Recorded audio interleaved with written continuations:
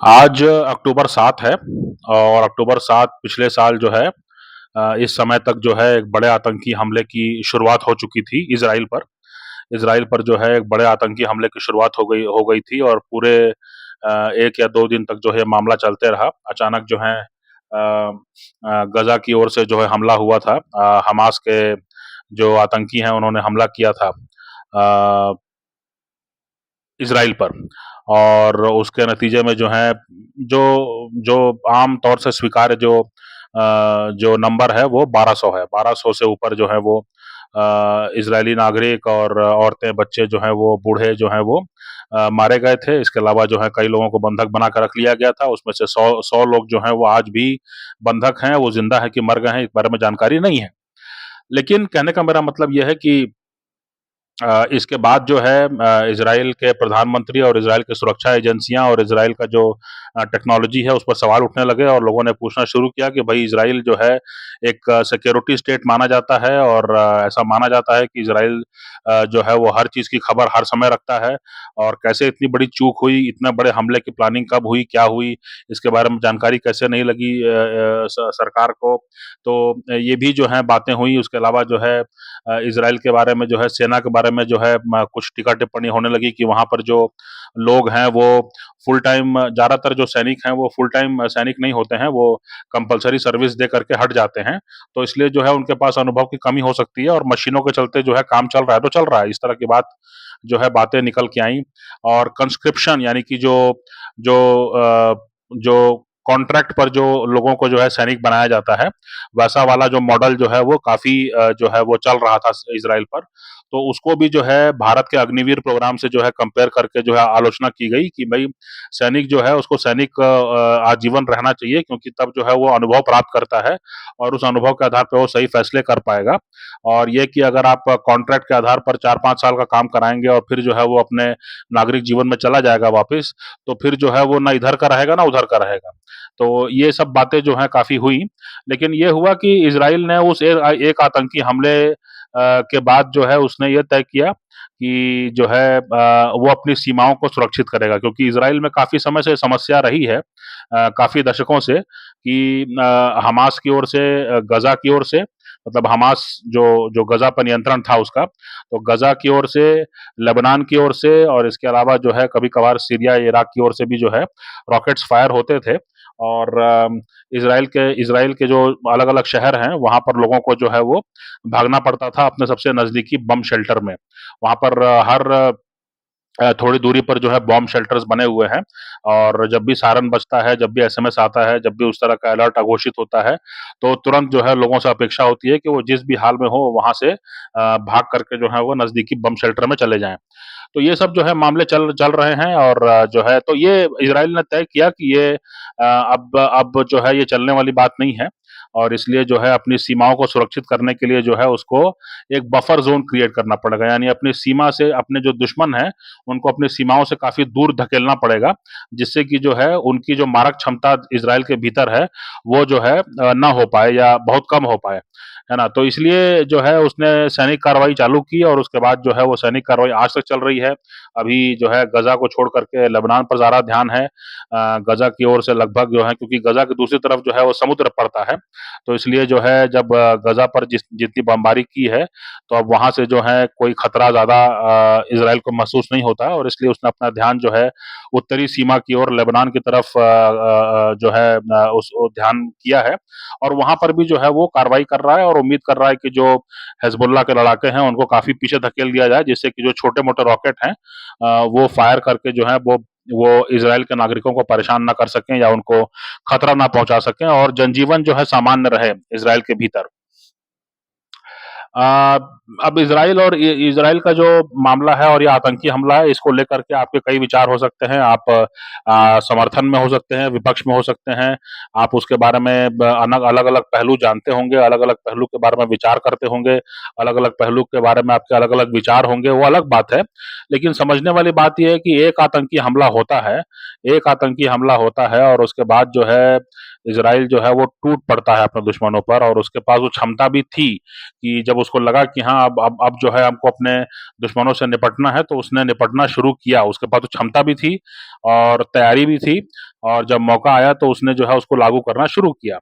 अब समझने वाली बात ये है कि इससे यही मालूम पड़ता है कि इज़राइल की जो सरकार है, इज़राइल की जो सुरक्षा एजेंसियाँ हैं, वो अपने लोगों की, अपने नागरिकों की जो है चिंता करती हैं, और उनके उनके हित के बारे में, उनके सुरक्षा के बारे में सोचती हैं। लेकिन इसके उलट जो है, अगर हम भारत में देखें, तो भारत में तो हम जानते हैं कि यहाँ पर हज़ारों सालों से जो है, माने 1000 साल से कम जो है यहाँ पे गुलामी है, और यहाँ पर जो है, जो एक सभ्यता है वो काफ़ी जो है संकुचित हो गई है, सीमित हो गई है, उसका ऊपर काफ़ी हमले हो गए हैं। इसके बाद भी जो है, जब जो है जब जब बँटवारा हुआ, उसके बाद भी जो है पाकिस्तान ने जो है अपनी आतंकी नीति जारी रखी, और यहाँ पर लगातार आतंकी हमले होते रहे। जबकि यहाँ पर जो है पलायन होता रहा, है ना? कश्मीर से पलायन हुआ या अन्य अन्य जगहों से पलायन हुआ, तो उसके बाद भी यहाँ की सरकारों ने उस तरह का प्रोएक्टिवनेस नहीं दिखाया, बल्कि वो जो है वही मुशायरा, वही क्रिकेट खेलती रहीं, और जो है वो वही जो है उनसे उनसे दोस्ती यारी की बातें करती रहीं। एक कांग्रेस नेता जो हैं, वो कहते रहे कि भई जो है पाकिस्तान के साथ हमें अनइंटरप्टेड डायलॉग करना चाहिए, यानी कि निर्बाध रूप से हमको बातचीत करते रहना चाहिए। कोई आतंकी कार्रवाई होती रहे, लेकिन हमको पाकिस्तान के साथ बातचीत करती रहनी चाहिए। उसका कोई मतलब हो ना हो, कोई तर्क हो ना हो, लेकिन बातचीत करते रहना चाहिए, करते रहना चाहिए, करते रहना चाहिए। क्रिकेट खेलते रहना चाहिए। उनके फ़िल्मी कलाकारों को यहाँ यहाँ भारत में आकर के जो है पैसा कमाने का मौका मिलना चाहिए, जिससे कि वो अपने घर में पैसा भेज सकें। उनके क्रिकेटर्स को जो है यहाँ पर आईपीएल में मौका दिया जाना चाहिए, जिससे कि वो पैसा भर के जो है अपने घर ले जाएँ, और उसके बाद में जो है सेना और आईएसआई को दे सकें। यहाँ पर जो है एड और टीवी इंडस्ट्री में उनको मौका दिया जाना चाहिए, जिससे कि जो है वो पैसा कमा करके भारत से और उसके बाद में पाकिस्तान में ले जा करके जो जो लोग हैं उनको सेना और आईएसआई को जो है मुहैया करा सकें। तो ये सब जो है चल रहा था, तो ये कितना फ़र्क है, अगर भारत में भी जो है ये दावा किया जाता है कि यहाँ पर 1000 साल से जो है, जो यहाँ के स्थानीय लोग हैं वो पीड़ित हैं, प्रताड़ित हैं, और वो गुलाम हैं, और उनको जो है गुलाम बना के रखा गया, और उनके साथ काफ़ी हिंसा हुई। और उसके बाद में जो है दूसरी तरफ जो है वो इज़राइल है, तो इज़राइल ने एक आतंकी घटना के बाद जो है उसने किसी न किसी रूप में उसकी आलोचना की जा सकती है, जो वो कर रहा है वहाँ पर, उसकी आलोचना हो सकती है, आलोचना की भी जानी चाहिए। लेकिन ये है कि इज़राइल ने जो है निर्णायक कार्रवाई की ओर आगे बढ़ने का सोचा, और उसकी तैयारी भी थी उस तरफ, है ना? उसको कहीं से बाहर से जो है मतलब मदद माँगने की ज़रूरत नहीं पड़ी, अमेरिका से मदद मिल रही है, तो ये अरेंजमेंट था उनके बीच में कि अरे अमेरिका को मदद करनी होगी, जब भी इज़राइल पर संकट आएगा। तो जो है उनके बीच में ये मदद थी, क्योंकि उनके बीच में अरेंजमेंट था, क्योंकि इज़राइल एक छोटा देश है, तो ऐसा ऐसा संभव नहीं है कि वो हर चीज़ जो है, बड़े-बड़े हथियार जो हैं वो खुद ही बनाए भी और खुद ही उनका जो है भंडारण भी करे, है ना? वो बहुत कुछ जो है वो बाहर से ही आना है, और बहुत कुछ जो है वो अमेरिका से ही आना है, लेकिन टेक्नोलॉजी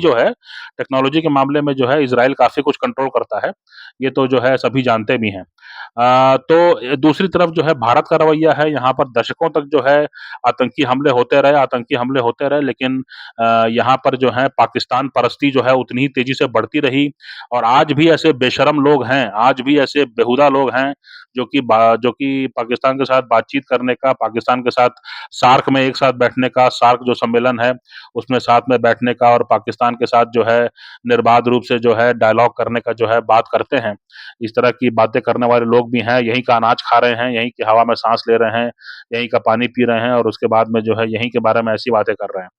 तो ये देखने वाली बात है कि 2 देश हैं, इज़राइल और इंडिया, लेकिन दोनों में जो है कितना फ़र्क है। हमने किस तरह की सरकारें चुनते रहे हैं, जो हमारी चिंता नहीं करती हैं, बस ये है कि कोई आतंकी घटनाएँ पुराने पुराने समय में हुआ करती थी, तो जो है कोई मंत्री निकल के आएगा और कहता था कि हम इस घटना की निर्भर्त्सना करते हैं, यही बोल देगा और काम निकल जाएगा। बाद फिर अपना पुलिस और सुरक्षा एजेंसियों को जो करना होगा करेंगे,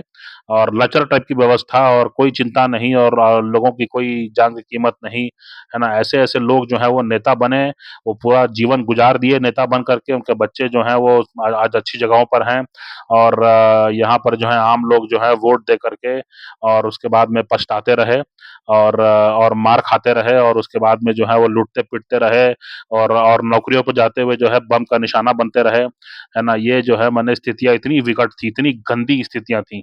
है ना? और ट्रेन पर जो है जाते हुए और उसके बाद जो है मतलब कोई सुविधा नहीं थी और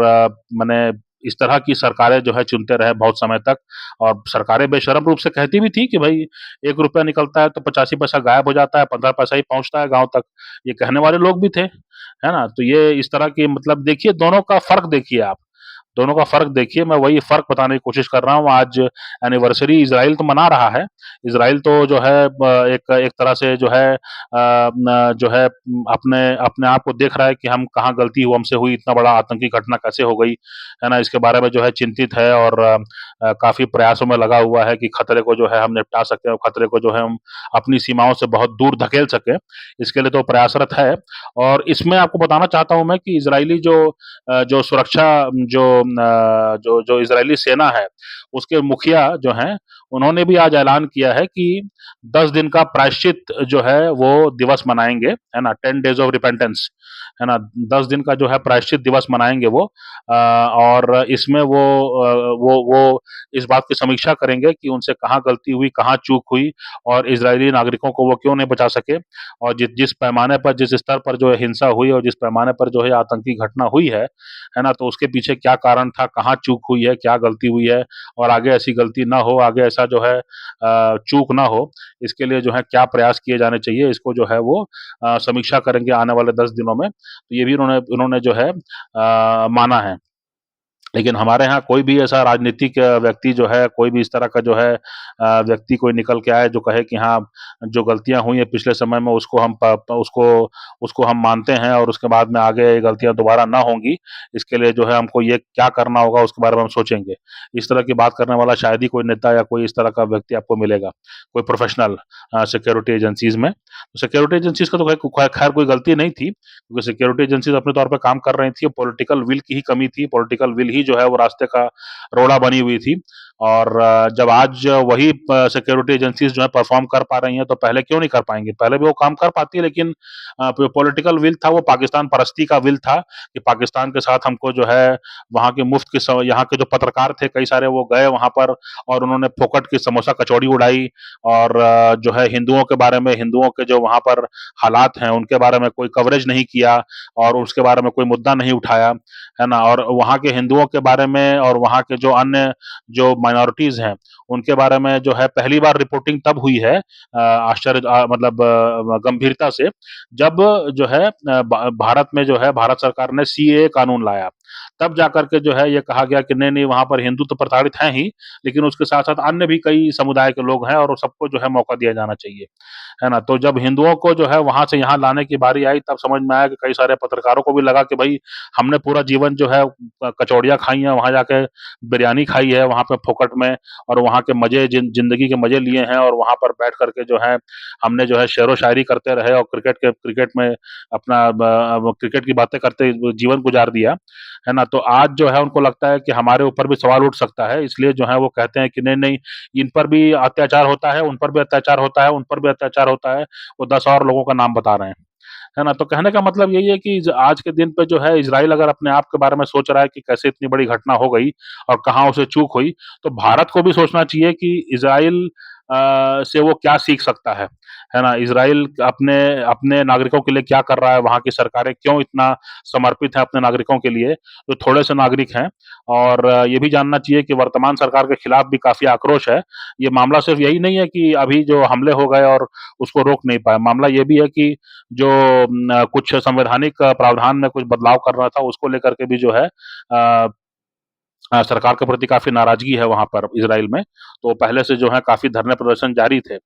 तो कहने का मतलब यही है कि दोनों को जो है इज़राइल तो सोच ही रहा है लेकिन भारत भी सोचे अपने बारे में, भारत के नेता भी सोचें और भारत का जो युवा है वो समझे कि अगर वैसे नेता हमको मिले थे 14 के पहले, तो दोबारा हमको वैसे नेताओं से हमको पाला नहीं पड़ना है और अगर राजनीति में जो है नया नया खून की ज़रूरत है, तो नए खून को जो है लाया जाना चाहिए, नए लोगों को मौका दिया जाना चाहिए, जो भारत के लोगों को म मूल्यवान समझें, बहुमूल्य समझें, अमूल्य समझें और भारत के लोगों की चिंता करें, भारत के लोगों के लिए काम करें, भारत के लोगों के कि सुरक्षा, उनके हित की हमेशा आगे उनको रखें और